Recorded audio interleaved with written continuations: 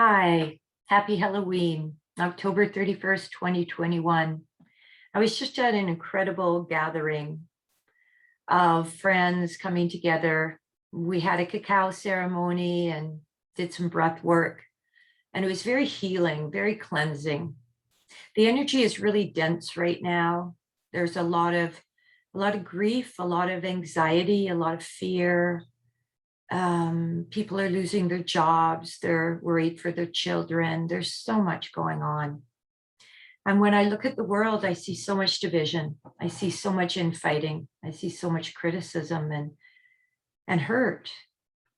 And we're not going to solve these problems by beating each other up. Doesn't matter what side of the divide we're on. We do not have to see eye to eye. But we can stay open. We can listen to each other. And we can try to stay open to the possibility that the other person or the other side may have a point and try to be a bridge for peace. This really does seem to be a World War III of the mind. We seem to have two sources on this earth, two sources of power. One is the power of nature, the power of creation, the power of love. Some know it as God or Jesus or Allah, many other names, and maybe they're all one and the same. But it's a power of goodness that innervates us all and brings life and creativity onto the earth. And this is a power that we all honor no matter how we know it.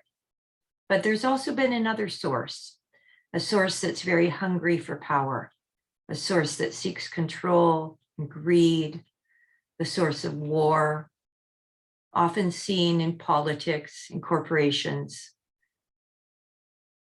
And this source is very much alive in our world, and it's really trying to get a stranglehold right now. And the reason being is because this other source of love is rising in power more. And so we sit back and we watch these wars go on between these different powers, and everybody taking a stand here or there and opposing the opposite. But really the solution, the biggest solution, is for us all to have a lot of compassion for each other. By doing that, by having compassion for each other, we're going to be much more likely to listen to each other and to stay open, because we may have something to learn from the other side if we're on an opposite side, because there's always something to learn. And by being a bridge, we're much closer to the solution. So on this particular day where the kids come alive with excitement, Halloween, and I remember being a kid and just loving Halloween, getting all that candy, because I certainly didn't get a lot of it otherwise. And it was fun. So with this spirit of fun and love for the children, I hope you have a beautiful Halloween. And I just hope you think a little bit about this solution, being the bridge. And maybe look into something that's called mass formation, which is a psychological group psychology process where we get caught into an ideology. There's some people that have caught into the problem is COVID and the solution is the primary narrative, and there's the problem is the leaders and the lockdowns, and the solution is freedom at any cost. And in both of those, they find saviors like politicians on one end, maybe politicians or scientists that they admire.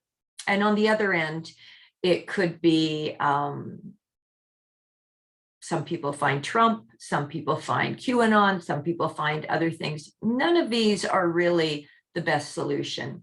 The best solution is within us. It's the power of love that is in each of us. It's the ability to use our critical thinking. It's our ability to do our due diligence and do some real research off the mainstream channels, because they're very censored. And fact finders are actually based on public opinion, based on opinions of whoever, and then they write it out as a fact when it's not. There's a lot of really pertinent science right now that is being withheld and censored, and this is not okay. These are some of the rights we've lost. We've lost the right to freedom of speech. We've lost, we can only speak if it's in the primary narrative, which is not freedom of speech. We've lost the right to religious freedom. And now we're losing the right to freedom over our bodies. These are serious matters. And in order to solve these problems, coming together is the best solution. And to do that, let's have compassion for each other. It does not matter what side of the street your brother or sister is on.